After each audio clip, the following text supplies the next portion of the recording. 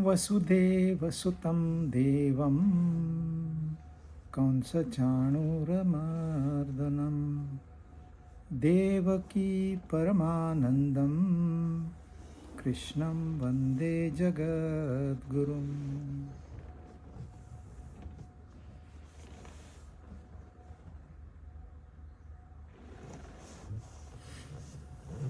भगवद गीता अध्याय 3 श्लोक हमने पूरे किए थे, चौथा आधा किया था।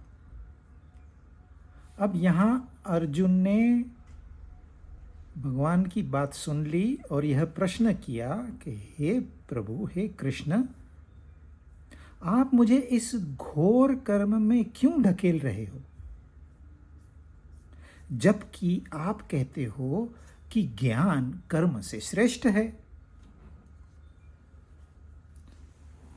अर्जुन का ये मानना है कि ज्ञान कर्म से श्रेष्ठ है।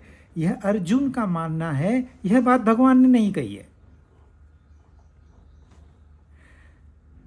ज्यादातर लोग ये अर्जुन की तरह यही गलती करते हैं, जो दूसरा अध्याय था ध्यान से पढ़ा नहीं, बात समझ में आई नहीं, परंतु एश्यूम कर लेते हैं अब तो हमें सब मालूम है। भगवान ने क्या कहा हम जानते हैं।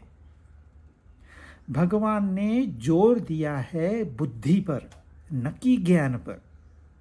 भगवान ने जोर दिया है निष्काम कर्म पर, न कि सकाम कर्म पर। और भगवान ने निष्क्रियता को त्यागने को कहा है। परंतु अर्जुन कहता है नहीं, मैं तो काम नहीं करूंगा, मैं भाग जाऊंगा, मैं भिक्षा मांग के खाऊंगा, मैं संन्यास लूंगा, क्योंकि आप ही कह रहे हो ना ज्ञान श्रेष्ठ है। मैं जाके अभी किताबें पढ़ता हूं। अब अर्जुन की उम्र है करीबन 70 साल। गुरुकुल में सारा पढ़ा हुआ है, सारी जानकारी है, सारा ज्ञान है अकॉर्डिंग टू हिम। फिर ये कंफ्यूजन क्यों? कन्फ्यूजन इसलिए है क्योंकि हमें ये जो टर्मिनोलॉजीज है, बुद्धि क्या है, ज्ञान क्या है, कर्म क्या है, सकाम कर्म क्या है, निष्काम कर्म क्या है, अक्रियता क्या है, निष्कर्मता क्या है, इसका हमें पूरा ज्ञान नहीं है। ज्ञान यानी कि अनुभव नहीं है। पढ़ी हुई बातें हैं, सुनी हुई बातें हैं। जिस गुरु ने सुनाया है उस गुरु ने भी इसको अनुभव नहीं किया हुआ, इसलिए यह कंफ्यूजन बना रहता है कि गीता तो ऐसे कहती है, गीता वैसे कहती है, और फिर गलत तरीके से जीते हैं। फिर कहते हैं गीता किसी काम की नहीं। तो इसलिए यह कंफ्यूजन नहीं चाहिए। आगे तो वो तो कर्म, सात्विक कर्म, राजसिक कर्म, तामसिक कर्म, सात्विक बुद्धि, राजसिक बुद्धि, तामसिक बुद्धि, सात्विक ज्ञान, राजसिक ज्ञान, सारी बातें आगे तो आने वाली है। यहाँ तो उन्होंने बेसिक बात बताई। तो बात ये बताई है कि बुद्धि श्रेष्ठ है, ज्ञान नहीं। ज्ञान मात्र जानकारी है, जब तक हम उसे जिएंगे नहीं, जब तक वो हमारे जीवन का एक हिस्सा नहीं बनेगा, तब तक वो ज्ञान नहीं है। उसको अज्ञान के दायरे में ही गिना जाएगा। इंजीनियर्स है, डॉक्टर्स है, संगीतकार है, गायक है, क्रिकेटर है, इनके पास ज्ञान है, लेकिन वो कौन सा ज्ञान है? वो व्यवहार में उपयोग में आने वाला ज्ञान है। इससे वे अपनी उपजीविका कमा सकते हैं, बहुत सारा धन कमा सकते हैं, करोड़ों रुपए कमा सकते हैं, परंतु ज्ञान नहीं खरीद पाते, अपनी बुद्धि को उन्नत नहीं कर पाते, प्रेम उनको मिलता नहीं है, शांति का तो अता पता ही नहीं है। इसलिए आध्यात्मिक दृष्टि से यह ज्ञान अज्ञान में गिना जाएगा। भले आपने पूरी भगवत गीता पढ़ ली हो, जिया नहीं है तो यह ज्ञान भी अज्ञान में। वेद तो वेदों को भी छोटा मानता है, वेद का ज्ञान भी छोटा ज्ञान है बोलता है वेद स्वयं। तो पुस्तक के पढ़ने वाला ज्ञान यहां नहीं। पर अर्जुन कहता है नहीं, आपने तो कहा ये श्रेष्ठ है। तो यहाँ क्लैरिफिकेशन हमेशा अपना डाउट क्लियर करना चाहिए, पूछना चाहिए किसी जानकार से कि भगवान सही में क्या कह रहे हैं। अब यहाँ चौथे श्लोक में उन्होंने बताया ही, मनुष्य न तो कर्म का आरंभ किए बिना निष्कर्मता का अनुभव करता है। अब यह निष्कर्मता क्या है? हमें अकर्मता मालूम है, हमें सकाम कर्म भी मालूम है, इसके आगे वी आर ब्लैंक, हमें कुछ पता ही नहीं है। अब बहुत लोग गीता पढ़ते हैं, निष्कर्मता, हम निष्कर्मता को प्रैक्टिस कर रहे हैं, वो अकर्म में घुस के वो अकर्मी हो जाते हैं। वह सारा अपना जो जिम्मेदारियां हैं उसका त्याग कर देते हैं। भगवान कह रहे हैं, भाई कर्मों का आरंभ ही नहीं किया तूने, तू निष्कर्मता को भी प्राप्त हो गया। क्योंकि मार्ग ऐसा है, निष्क्रियता से पहले सकाम कर्म, इच्छा होनी चाहिए। जो निष्क्रिय का मतलब आलसी आदमी, जिसको जीवन में ध्येय तो है ही नहीं, परंतु कांचन कामिनी की भी अभिलाषा नहीं है, वो निष्क्रिय बन के बैठ जाता है। उसको कहेंगे घूमने चले जाएगा, हाँ चलूंगा। अच्छा गाड़ी चलाएगा? नहीं, गाड़ी नहीं चलाऊंगा। नहीं, आप जाके आओ। घूमने तो जाना है, इच्छा तो मन में है, परंतु आलस इतना है कि वो इच्छा को दबाए बैठा है। ऐसे मनुष्य को न यहां इस लोक में कुछ गति मिलती है, न परलोक में ही गति मिलती है। वो तो पत्थर सा है, बस जी रहा है, दैट्स ऑल। ऐसे जीवन को जीवन नहीं कहते। तो इस निष्क्रियता को मिटाने के लिए वो लालच देते हैं, धन कमा, नौकरी कर, शादी कर, घर बसा, वो लालच देते हैं। ये सारी लालच देना है ताकि वो उसमें कामना जागृत हो। कामना जागृत होगी तो वो कामिनी के पीछे दौड़ेगा, नहीं तो बैठा रहेगा। कामिनी यानी कि सारे इंद्रियों के विषय, एक नहीं, सारे के सारे विषय। तो सकाम कर्म तो करते हैं लोग, आधे लोग निष्क्रियता में है, आधे लोग सकाम में है, आगे किसी को पता ही नहीं है। आगे वो कहते हैं निष्काम कर्म। कर्म करना है केवल अपनी जिम्मेदारी है। मैं नागरिक हूं इस देश का, तो मेरी कुछ जिम्मेदारी बनती है। मैं समाज का हिस्सा हूं, मेरी कुछ जिम्मेदारी बनती है। मैंने अपना घर बसाया है, पत्नी है, पति है, बच्चे हैं, तो उनके प्रति मेरी कोई जिम्मेदारी बनती है। मुझे कुछ नहीं चाहिए, केवल मेरी जिम्मेदारी है, इसलिए मुझे करना है। संपूर्ण मानवता के लिए भी कई लोग अपनी जान दे देते हैं, अपना जीवन दे देते हैं, पर वह निष्काम कर्म हो गया, क्योंकि उन्हें समाज के लिए, देश के लिए, मानवता के लिए कुछ करना होता है। परंतु निष्कर्मता में वो भी नहीं है।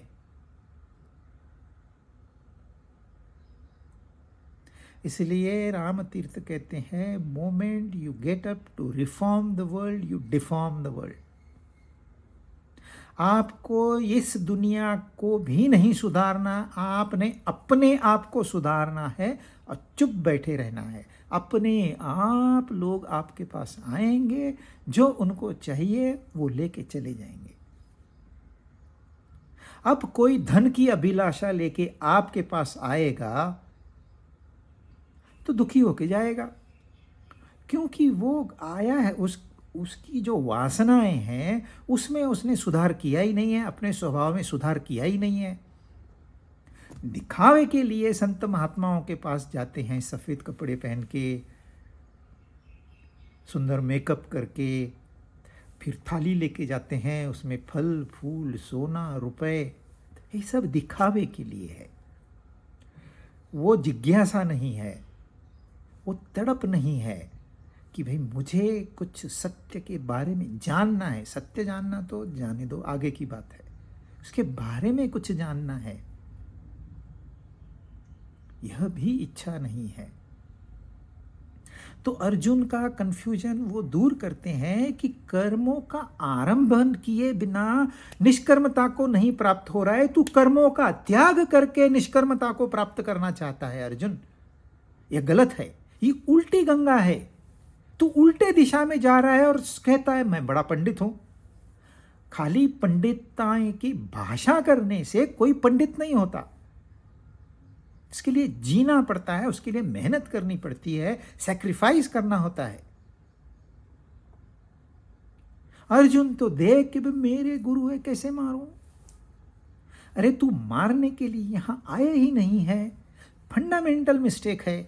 तू अपना केवल कर्तव्य कर्म करने के लिए आया है, अपना धर्म निभाने के लिए आया है। तू धर्म निभा। अगर तू सोल्जर है तो सोल्जर का धर्म है, कमांडर है तो कमांडर का धर्म है। यदि रथ चलाने वाला है तो रथ चलाने वाले का धर्म है। यदि संसारी है तो संसार का धर्म है। अपना धर्म पूरा करना है, फिनिश। आगे बात ही नहीं करनी है। परंतु अर्जुन को कंफ्यूजन, यानी कि हम सबको यह कंफ्यूजन बना रहता है। इसको पहले जो बेसिक है वह ज्ञान हमें होना ही चाहिए। भाई पंच ज्ञान इंद्रियां कौन सी है, क्या करती है, 5 विषय क्या है, 5 कर्मेंद्रियां कौन सी है, 5 प्राण कौन से है, पंच महाभूत कौन से है, मन क्या होता है, बुद्धि क्या होती है, चित्त क्या होता है, अहंकार क्या। ये बेसिक ज्ञान जब तक हमें नहीं है, हमें यह ज्ञान की भाषा समझ में नहीं आएगी। तो बेसिक हमें क्लियर करना है।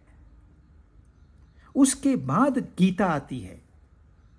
तो कोई दूसरे ये गीता नहीं समझ में आ रही तो आसान पुस्तकें पढ़िए, भागवत पढ़िए, शंकराचार्य का भजगोविंदम पढ़िए। तो बेसिक ज्ञान लेके फिर उसके ऊपर हमको बिल्ड करना है। फाउंडेशन स्ट्रांग होगा, भले इस बिल्डिंग बनाने को समय लगेगा परंतु मजबूती होगी। आपका फाउंडेशन वीक है, बड़ी ऊंची बिल्डिंग इमारत खड़ी कर दी आपने, बड़े बड़े प्रोग्राम किए, इनॉग्रेशन किया, पता चला 10 साल में वो गिर गई। आप देखिए बड़े बड़े संत महात्माओं ने, जिन्होंने 70 साल तक अपने इंद्रियों पे काबू रखा है, अचानक बाढ़ आ गई, बांध टूट गया। साधु बनते फिरते हैं लेकिन पत्नी से तंग हैं, गोली मार लेते हैं। तो ये गलती नहीं करनी है। शरीर ब्रह्मचारी नहीं होता और आत्मा ब्रह्मचर्य का त्याग कभी नहीं करती। आप कहां पर हो? आप अपने आप को सोचो। इंद्रियों पे दबा के रखना ये कोई सॉल्यूशन नहीं है। तो कर्म का त्याग करके न तुझे निष्कर्मता की प्राप्ति होगी, नहीं तू सिद्धि को प्राप्त होगा। अर्जुन ये हमको कह रहे हैं भगवान। 5वां, नहीं कश्चित् क्षणमपि जातु तिष्ठत्य कर्म कृत कार्यते ह्यवशः कर्म सर्व प्रकृतिर्जैर्गुणैः। कोई भी मनुष्य, कोई भी प्राणी किसी भी अवस्था में, जागृत हो, स्वप्न हो, सुषुप्ति हो, क्षण मात्र भी कर्म किए बिना नहीं रह सकता। यह डिक्लेरेशन है भगवान का। अब आप उसमें रिसर्च करके 5 साल मत गंवाइए। भगवान ने जब डिक्लेरेशन दे दिया है, उसे स्वीकार कर दिए, तब उसको कहेंगे श्रद्धा है, भक्ति है। क्योंकि प्रकृति के परवश हुए सब प्राणियों से प्रकृति जन्य गुण कर्म करवा लेते हैं।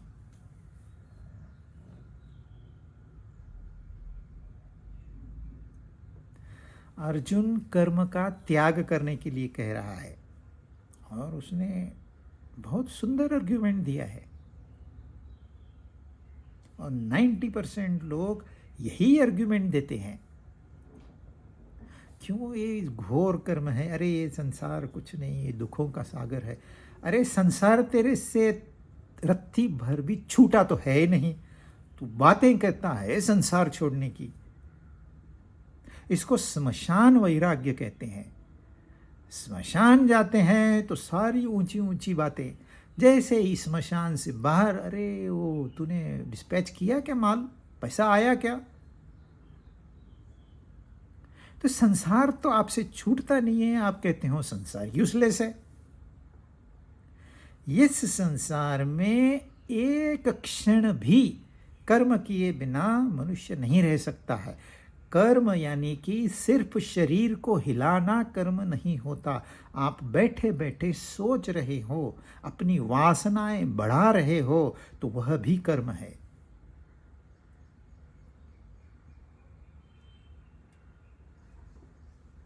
आप पूरे संसार का भोग कर रहे हो, आप क्लब जा रहे हो, आप बाजार में जा रहे हो, शॉपिंग, पर मन में जाप चालू है, राम नाम चालू है।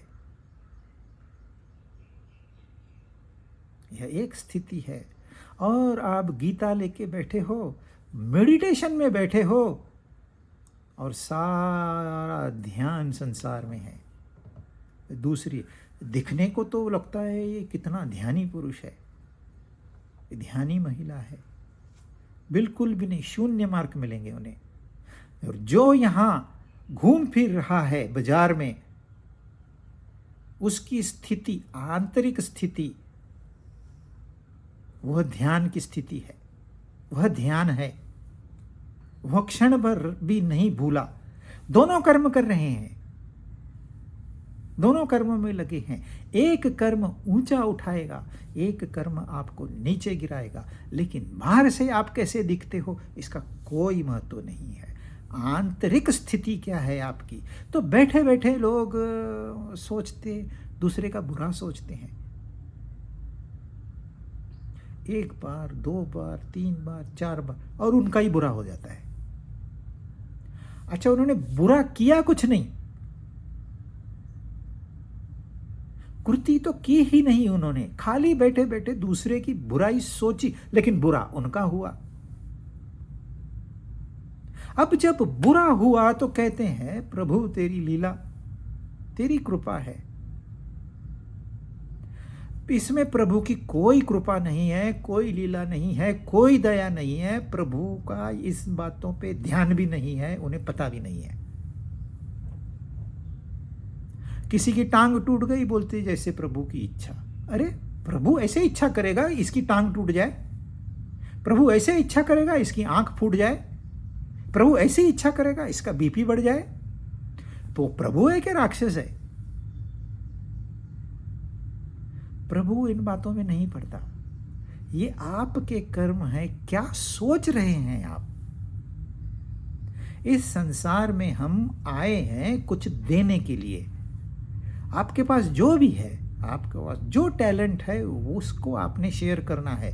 वो कम है कि ज़्यादा है ये नहीं देखना। अरे कोई करोड़पति है, करोड़ रुपया डोनेशन देगा, आप 5 रुपया डोनेशन दीजिए, दोनों इक्वल गिने जाएंगे। हम यहाँ योगदान देने आए हैं, कुछ लेने नहीं आए हैं। लोग लेने में इतना मशगूल है, देना भी रहता है पता नहीं, फिर कर्जा लेके निकल जाते हैं। यहाँ एक एक प्राणी का एक एक कर्तव्य दिया गया है। यदि मधुमक्खी अपना काम नहीं करेगी तो 4 साल में मनुष्य जाति समाप्त हो जाएगी। कितना उपकार है मधुमक्खी का हम पर। वो परागीकरण करती है, कॉकरोच उसको निकाल दो, ढेर हो जाएगा कचरे का, आप सांस भी नहीं ले पाओगे। कितना बड़ा काम है उनको, और उनका योगदान बराबर हो रहा है। ये तो मनुष्य है, इसको मार दो, उसको मार दो, इसको मार के खा जाओ, उसको मार के खा जाओ, बैठे बैठे करेंगे क्या? अरे कौन बीज बोएगा, कौन 3 महीने रुकेगा? छोड़ दो ना, प्राणी घूम रहा है, काट के खा जाओ।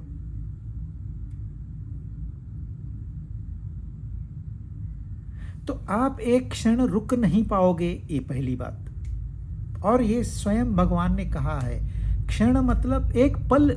ये पलक झपकने को जितना समय लगता है, उतने समय के लिए भी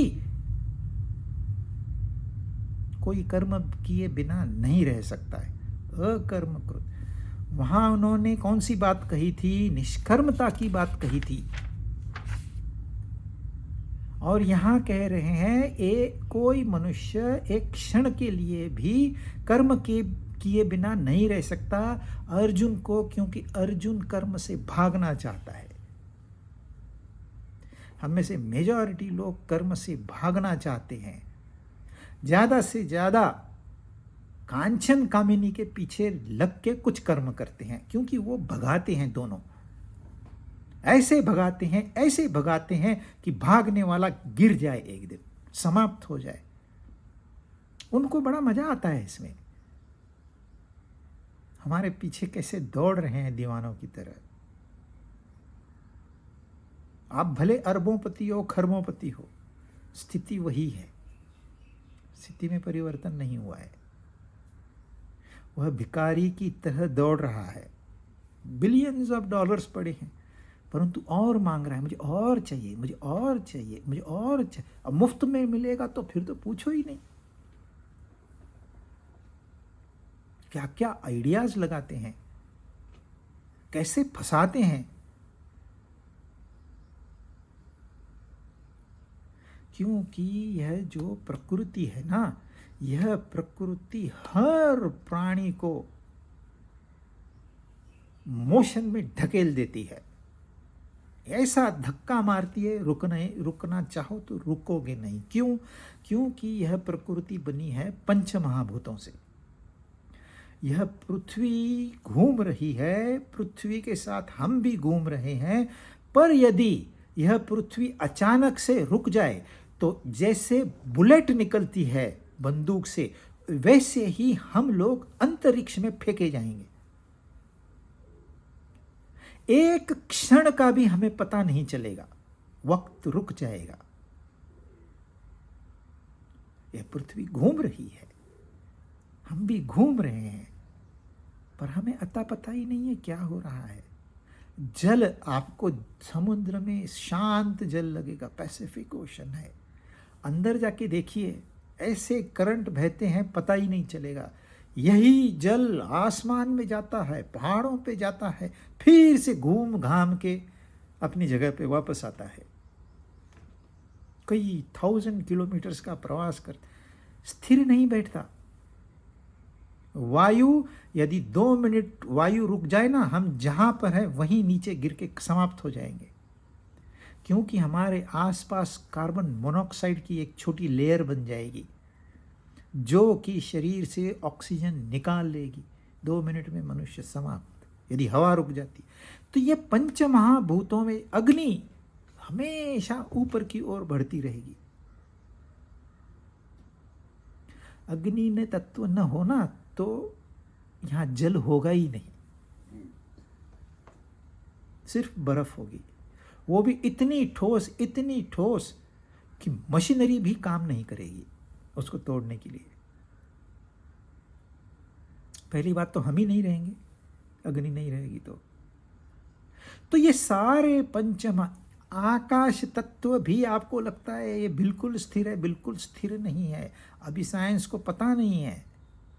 ब्लैक मैटर, ब्लैक एनर्जी कहने को है, परंतु इनको अवकाश कौन देता है? वो आकाश देता है।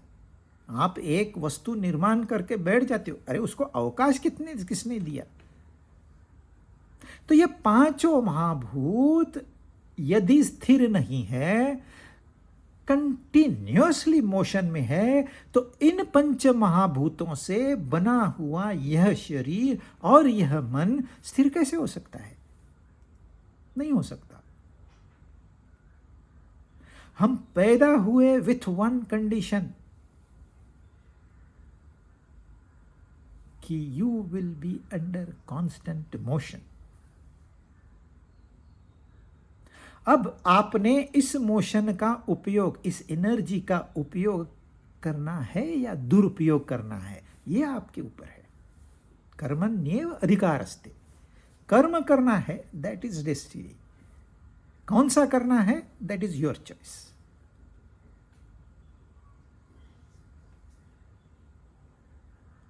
तो प्रकृति के 3 गुण है, सत्व, रजस, तमस। ये तीनों के millions and billions of permutation combination होते हैं।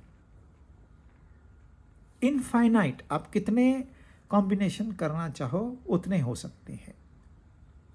सात्विक होता है जो शांत है, जो सक्रिय है, जिसे पता है कि इस संसार में दुख है, वो दुख का सॉल्यूशन ढूंढता है और लोगों के सामने रखता है। लोग नहीं लेते, दैट इज डिफरेंट।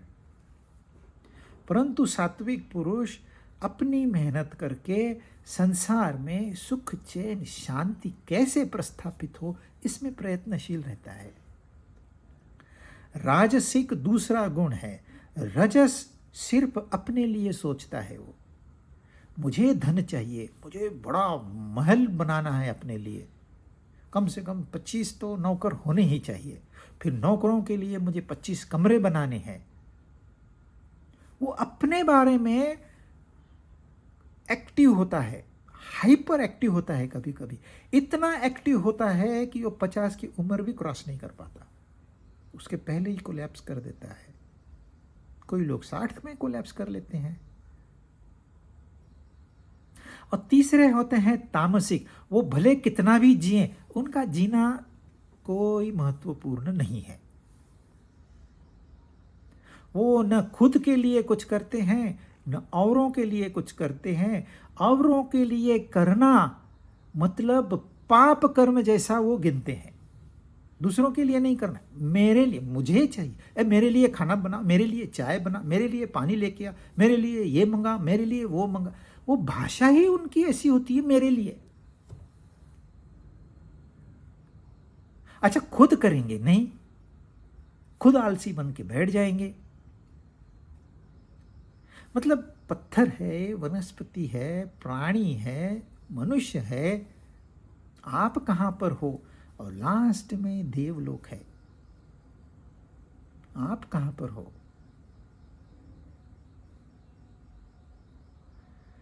तो यह प्रकृति है, यह प्रकृति के 3 गुण है, मतलब हमारे 3 गुण है। इसमें हमने तमस का त्याग करना है पहले पहले, और रजस में घुसना है। फिर रजस का त्याग करना है, सत्व में घुसना है, और आखिरी में सत्व का भी त्याग कर देना है। और फिर निष्कर्मता को प्राप्त हो जाएंगे हम। फिर आप कुछ करो या न करो, सब कुछ बराबर है।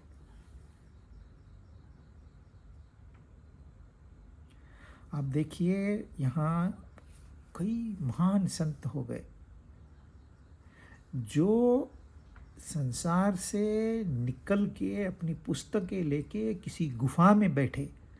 कोई 3 महीने बैठा, कोई 3 साल बैठा, कोई 30 साल बैठा। क्यों?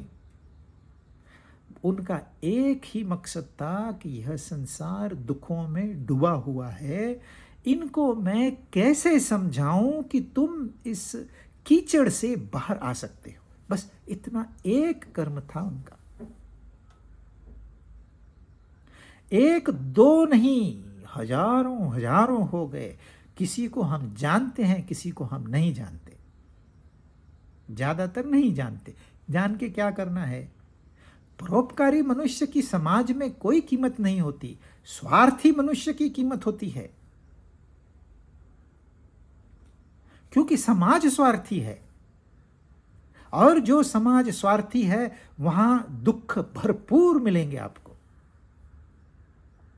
दिखने में आपको लगेगा अरे इन्होंने कितने अच्छे बड़े बड़े मकान, बड़ी बड़ी गाड़ियां, बड़ी बड़े, अरे आंतरिक स्थिति तो देखो उनकी। 5 मिनट के लिए स्थिर नहीं बैठ सकते, नींद नहीं आती, इतना मुट्ठी भर तो गोलियां खाते हैं, दवाएं खाते हैं। इनको डॉक्टरों की अपॉइंटमेंट नहीं मिलती, इतने मरीज भरे पड़े हैं। क्यों? स्वार्थ। थोड़ा सा तो मनुष्य ने थोड़ा 10%, 15% तो देने की सोचना चाहिए। भाई मैं खाता हूँ यहाँ, मेरे लिए यह प्रकृति फल बेचती है, सब्जियाँ बेचती है, अनाज बेचती है, क्या क्या नहीं मिलता मुझे प्रकृति से। क्या मेरा कोई दायित्व नहीं है, कोई कर्तव्य नहीं है? जस्ट मुफ्त मिलता है, देखो लाइन लग जाएगी, डिस्काउंट है लाइन लग जाएगी।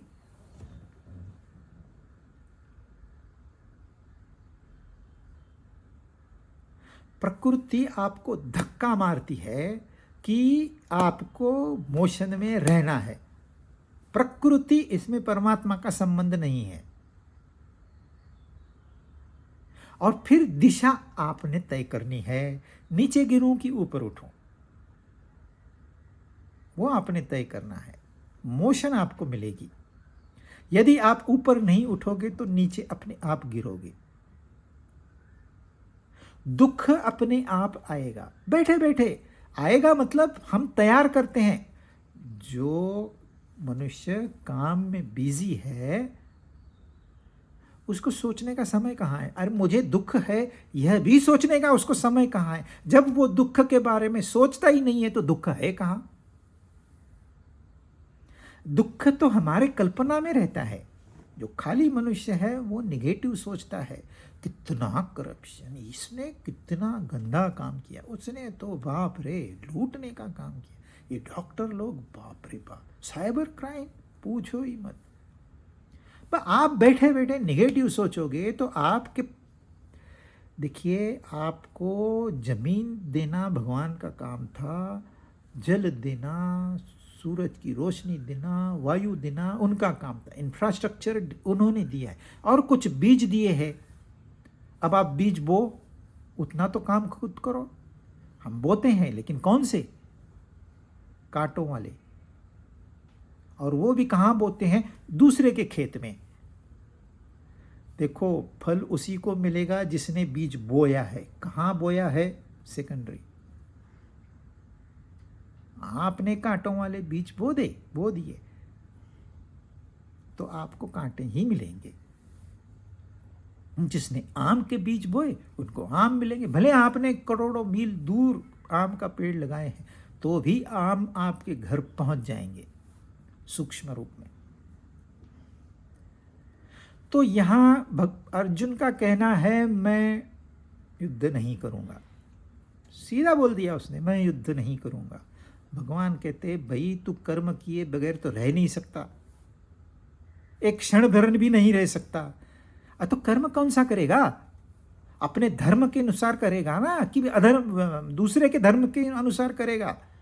अपने धर्म से तो तुझे यहीं खड़ा रह के तीर चलाने हैं सामने। तो निष्क्रियता को प्राप्त होना महापाप है।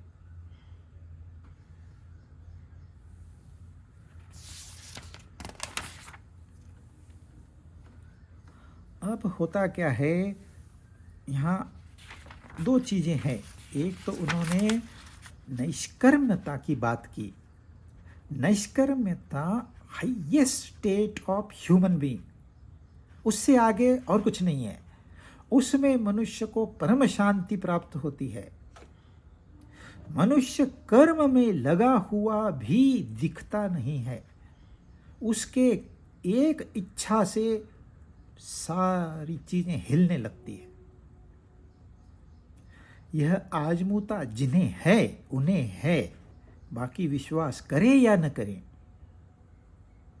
और फिर उन्होंने कहा कि भाई कर्म तो तुझे करना ही है, क्योंकि तू प्रकृति का हिस्सा है। तो प्रकृति तो तुझे धक्का मारेगी ही मारेगी।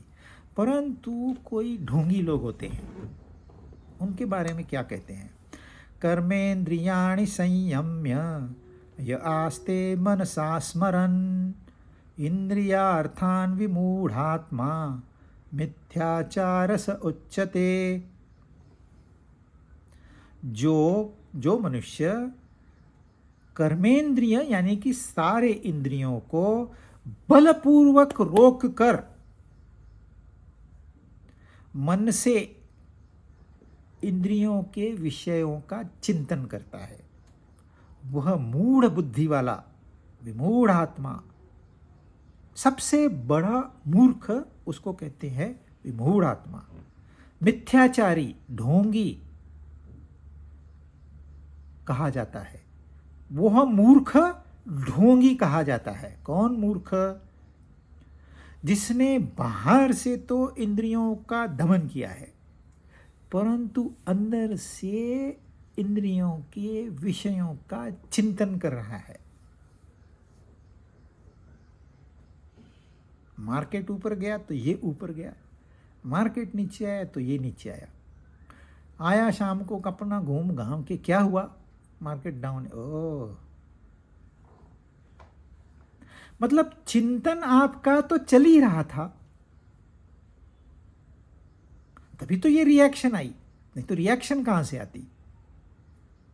चिंतन तो चल रहा था, अब बाहर से आप साधु बन के घूम रहे हो, पंडिताई की बातें कर रहे हो।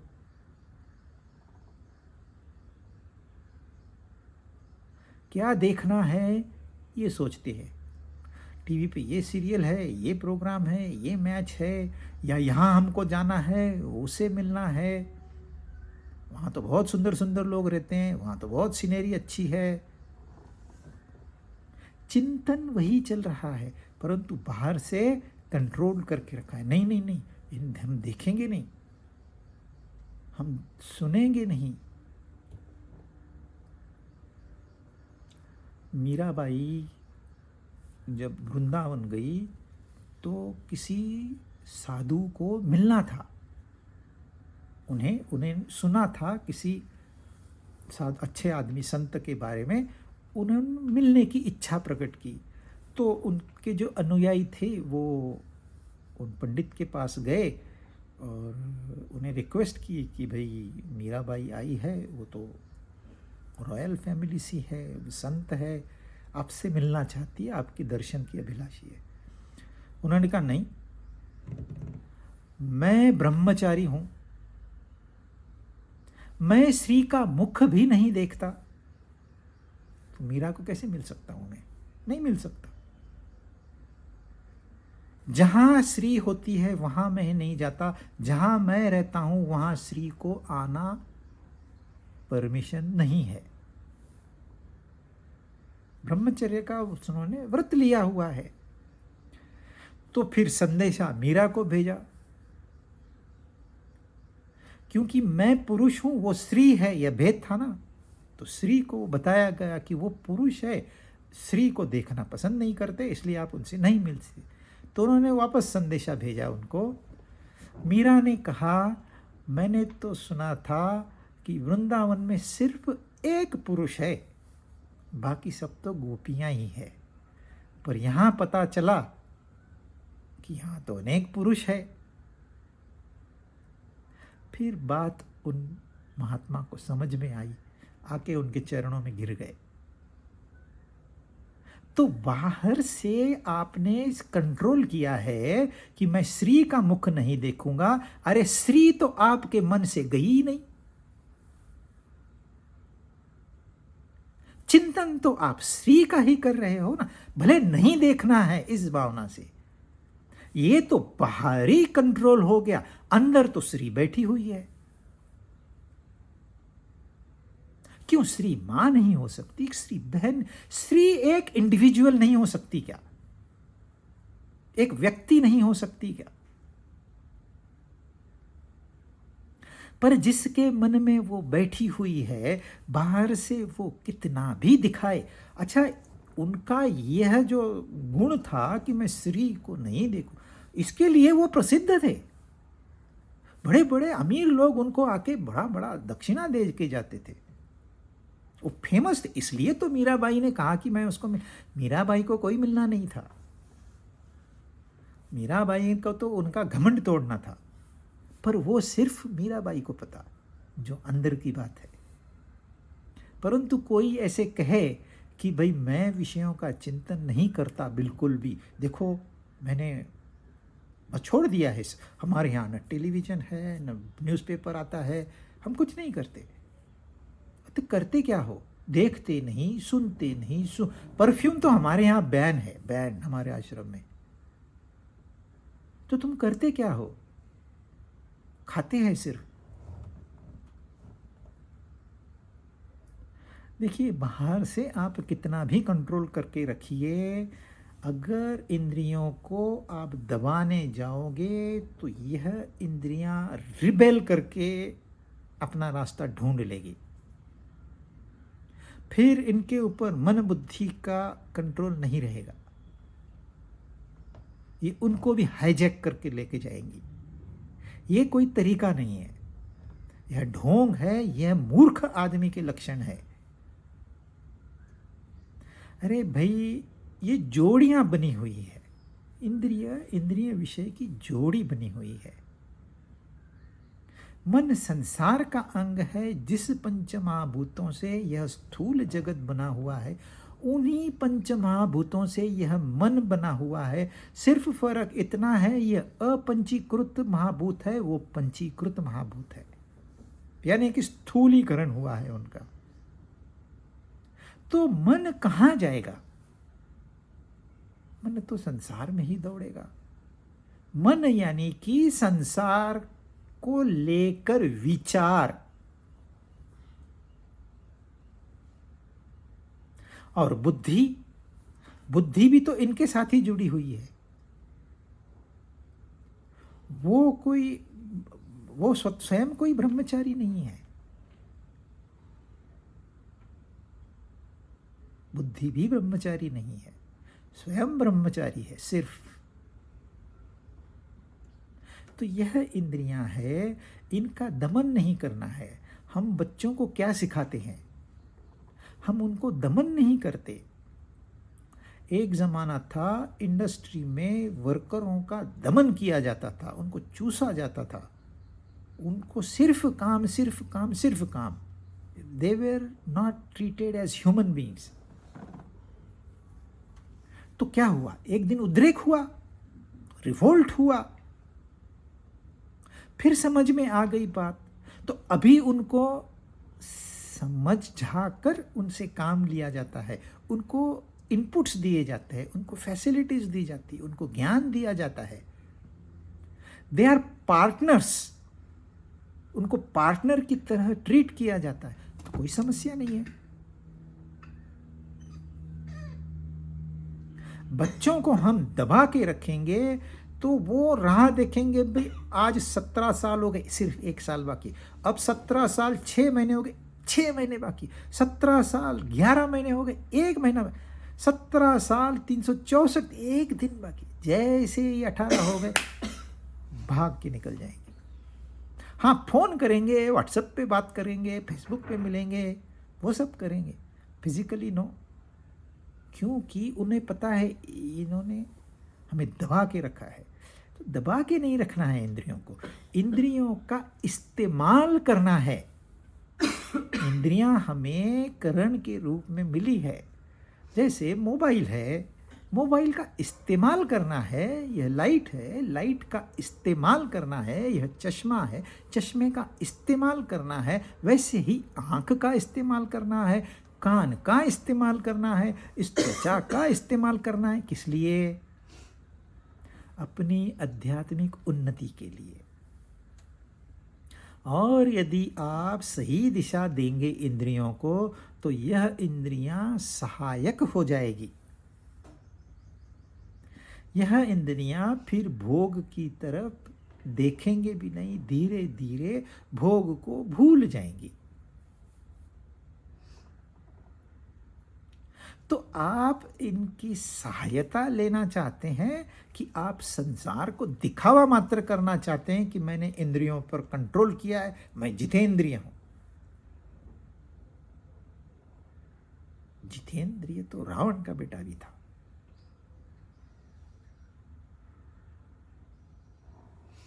इंद्र का इंद्रिय कंट्रोल था, इंद्रियों का राजा कंट्रोल था इंद्रियों पे।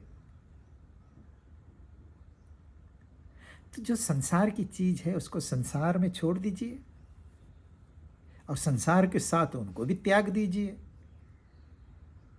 क्यों झंझटें पालना? क्या करना है संसार को दिखा के कि मैं बड़ा ब्रह्मचारी हूं? क्या करना है?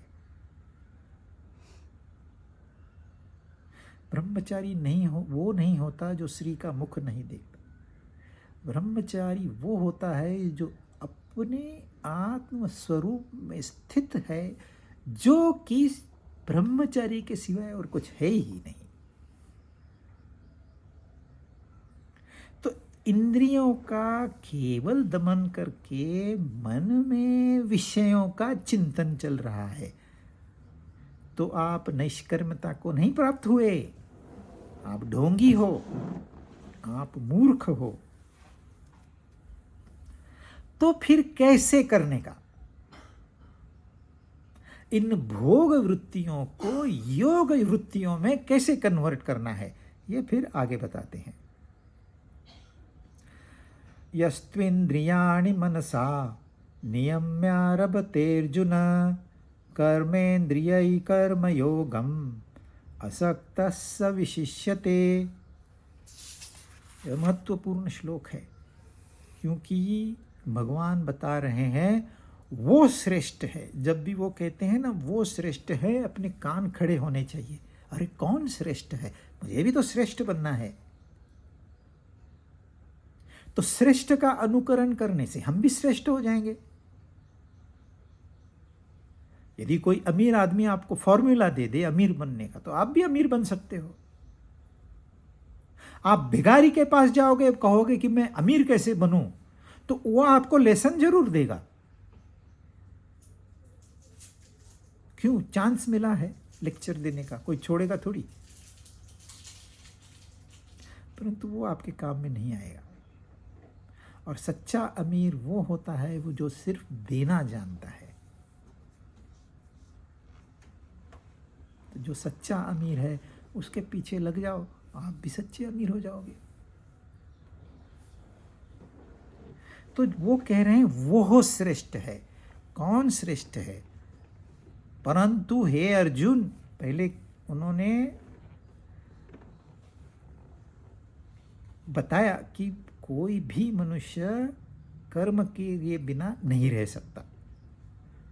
परंतु हे अर्जुन, जो मनुष्य मन से इंद्रियों पर नियंत्रण करके आसक्ति रहित होकर कर्मेंद्रियों के द्वारा कर्म योग का आचरण करता है, वह श्रेष्ठ है। जो मनुष्य मन से इंद्रियों पर नियंत्रण करके आसक्ति रहित होकर कर्मेंद्रियों से कर्म योग का आचरण करता है, वही श्रेष्ठ है। 3 बातें हैं। एक तो इंद्रियों पे नियंत्रण, इंद्रियों का दमन नहीं, governing your senses, not suppressing your senses. दूसरी बात है आसक्ति रहित। और तीसरी बात है कर्मेंद्रियां, यानी कि सारी इंद्रियां, ज्ञानेंद्रियां, कर्मेंद्रियां, मन, बुद्धि सब मिलके कर्म योग का आचरण करें। अब 3 बातें हमें समझने के लिए उनको डिवाइड करना पड़ेगा, परंतु इन तीनों का ही एक साथ में इस्तेमाल होता है। ये तीनों का अलग अलग इस्तेमाल नहीं होता है। बहुत भ्रम फैला हुआ है समाज में कि हमारा भक्ति योग सबसे श्रेष्ठ है। ये ज्ञानी लोग तो खाली लेक्चर देते हैं और कुछ काम नहीं करते। कर्मयोगी कहता है ये खाली दोनों बैठे रहते हैं, वो ज्ञान को लेके बैठा है, ये कर्म तो कोई करता ही नहीं है। हम कर्मयोगी श्रेष्ठ हैं।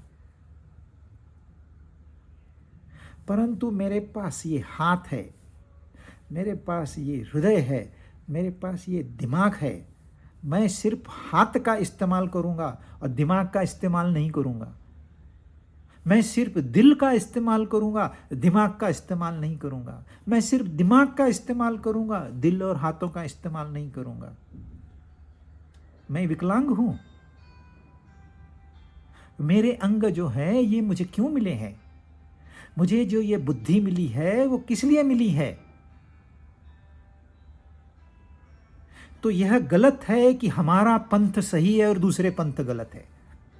हमारा पंथ सही है यह कहना भी बहुत बड़ी भूल है। जब हम हमारा पंथ कहते हैं तो दूसरे का पंथ ऑटोमेटिकली आ जाता है। और जब हम और दूसरे दो भिन्न है, आप द्वैत में फंस गए, आप पिस जाओगे। जो द्वैत में फंसा वो पिस गया। जैसे चक्की में कोई एक दाना आ जाए, दोनों पार्टों के बीच पिस जाएगा। अरे तुम द्वैत में फंसे हुए हो और कहते हो कि हम जो करते हैं वो श्रेष्ठ है, हमारे पास आओ, हमें दक्षिणा दो और हमारे पंथ को फैलाओ। आप भले गीता के प्रचारक हो, आप भले भागवत के प्रचारक हो, आप भले पुराणों के प्रचारक हो, आप भले वेदों के प्रचारक हो, आप सही नहीं हो। क्योंकि जिसके मन में भेदभाव आ गया वह गिर गया। अब गिरे हुए की सलाह नहीं लेते। तो 3 बातें इन्होंने यहां बताई है कि इंद्रियों पर काबू होना चाहिए, क्योंकि यह इंद्रियां आपको योग भी करा सकती है, भोग भी करा सकती है, दोनों करा सकती है। इन आँखों से मैं भगवद गीता भी पढ़ सकता हूँ, इन्हीं आँखों से मैं गंदा टेलीविज़न का प्रोग्राम भी देख सकता हूँ या फेसबुक पे अपना समय बर्बाद कर सकता हूँ। आँखें वही है। इन कानों से मैं सत्संग भी सुन सकता हूँ, इन कानों से मैं चुगली भी सुन सकता हूँ। कान वही है, कानों में कोई फर्क नहीं है। और ये कानों से जानकारी मन में जाती है, वह मन भी सेम है, पर यह मेरा चॉइस है। मैं अपनी उन्नति करूं या अवनति करूं, इसमें बाहरी कोई शक्ति, भगवान भी दखल नहीं देते। पूरा का पूरा मेरा अधिकार है।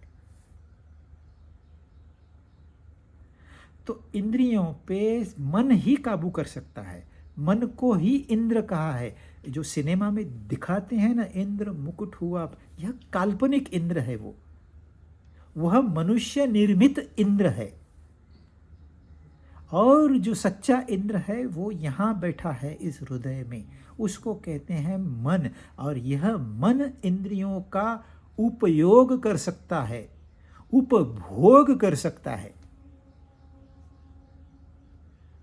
और मन के पास विवेक नहीं होता, मन अविवेकी होता है। परंतु इंद्रियों का कांटेक्ट मन से है, मन का कांटेक्ट बुद्धि से है। बुद्धि मन को नियंत्रित कर सकती है, फिर मन इंद्रियों को नियंत्रित कर सकता है। इसलिए वो कह रहे हैं मन से इंद्रियों को नियंत्रण करना है, यानी कि उनको दिशा देनी है। आंखों से आप ज्ञान प्राप्त करिए ना। अज्ञान भी आप आंखों से प्राप्त कर सकते हो। इसने ऐसा किया, मैं भी ऐसे करूंगा। सारी दुनिया कुएं में कूद रही है, मैं भी कुएं में कूदूंगा। आपने देख लिया सारे लोग गलती कर रहे हैं, हम भी गलती करेंगे।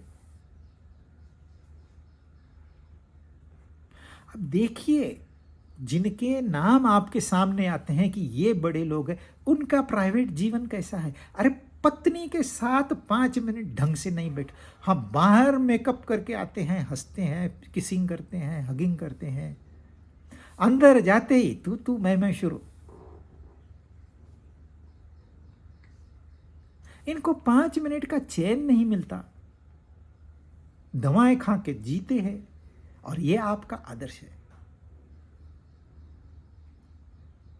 जो देखी हुई बातें हैं, सुनी हुई बातें हैं, इनमें कोई तथ्य नहीं है।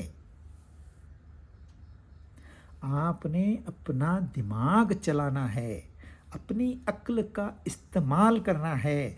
इवन भगवान ने कह दिया कि कोई क्षण भर भी कर्म के बगैर नहीं रुक सकता। आप इसके ऊपर चिंतन मनन करिए, स्वीकार मत करिए। हाँ, जिन्होंने ज्ञान प्राप्त किया है उन्हें पता है यह भगवान की ऑर्डर है। अब इसमें कोई मुझे ज़्यादा रिसर्च करने की ज़रूरत नहीं है। पर अंधे होके उसको स्वीकार नहीं करना है। ब्लाइंड फॉलोअर्स तो मिलियंस है, बिलियनर्स है, बेचारे आखिरी वक्त में रोते रहते हैं। आखिरी का वक्त इनका बहुत गंदा होता है, क्योंकि सारे पाप इकट्ठा हो गए। और ये पाप कहता है मुझे पहले प्रकट होना है, वो पाप कहता है मुझे प्रकट होना है, दूसरा मैं प्रकट होऊंगा। सारे पाप अपने आप में कंपटीशन करते हैं, मुझे प्रकट होना है, मुझे प्रकट होना है। अच्छा, वो जाने वाला भी जानता है कि मैंने सही जीवन नहीं जिया है। इसके ऊपर किसी नर्स ने एक रिसर्च किया है। वो ऐसे वार्ड में थी जहां लास्ट स्टेज पे लोग आते थे और वो उनसे बातें करती थी। वो बताते थे, किसी ने ये नहीं बताया कि मैं सुखी सुखी जा रहा हूं। जिंदगी कैसे जीनी चाहिए, अरे वाह क्या जिया मैंने। I am ready to go, भगवान I am ready, you decide.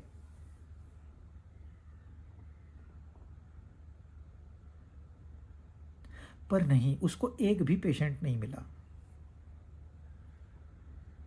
इतना कॉम्प्लिकेशंस, इतना कॉम्प्लिकेशंस। अब इनके आगे वाले जन्म कैसे होंगे? क्योंकि इंद्रियों के गुलाम बन के इन्होंने जीवन बिताया है। जो गुलाम बन के अपना जीवन बताता है उसकी मृत्यु भी तो गुलाम की ही होगी ना। इन्होंने कभी अपने आप को बादशाह माना ही नहीं। हम इंद्र हैं, हम राजा हैं, ये कभी उन्होंने जताया ही नहीं। त्वचा ने डिमांड किया, चले स्पर्श करने। नाक ने डिमांड किया, चले परफ्यूम लाने। 10-10 हजार, 20-20 हजार, 50 हजार, 2 लाख, 5 लाख की सेंट की बोतल आती है। अब होता क्या है उसमें? जो आपको नेचर ने मुफ्त में दिया है, लोग पैसा खर्च करते हैं, फिर बोलते हैं ये मुझे पसंद नहीं, 2 लाख की ये मुझे पसंद नहीं है, फेंक दो, दूसरी लाओ।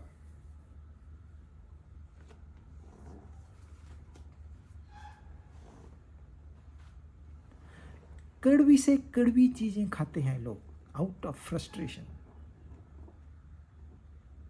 यह भी इंद्रियों की गुलामगिरी है। कितनी कड़वी कॉफी बना सकते हैं उतनी कड़वी बनाइए आप। या फिर कहेंगे कितनी शक्कर डाल सकते हो इसमें, उतनी शक्कर डालिए। यह इंद्रियों की गुलामगिरी है। तो आप गुलाम बन के जीते हो और फिर चाहते हो मेरा भला हो। गुलाम का कैसे भला होगा? गुलाम तो गुलाम ही रहेगा, क्योंकि अपना उसका तो कुछ है नहीं। इंद्रियां उसके ऊपर राज करती है। तो जो इंद्रियां कहेगी वही तो वो करेगा। और इंद्रियां कहेगी कि जाके भगवत गीता का सत्संग सुनो, कान कहेंगे आपको, आंख कहेगी कि गीता पढ़। 99 पॉइंट लोगों ने तो गीता को, पुस्तक को देखा ही नहीं है। जो 1% है उसमें 99% ने उसको खोल के कभी एक शब्द पढ़ा ही नहीं है। पर गीता के ऊपर लेक्चर देते हैं लोग। तो इंद्रियों की गुलामगिरी रद्द।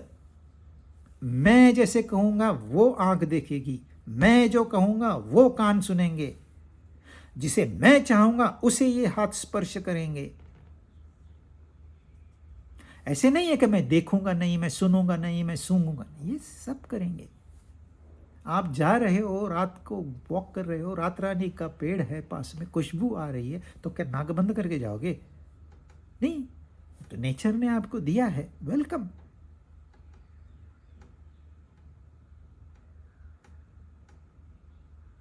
परंतु उसके पीछे दीवाने बन के नहीं घूमेंगे।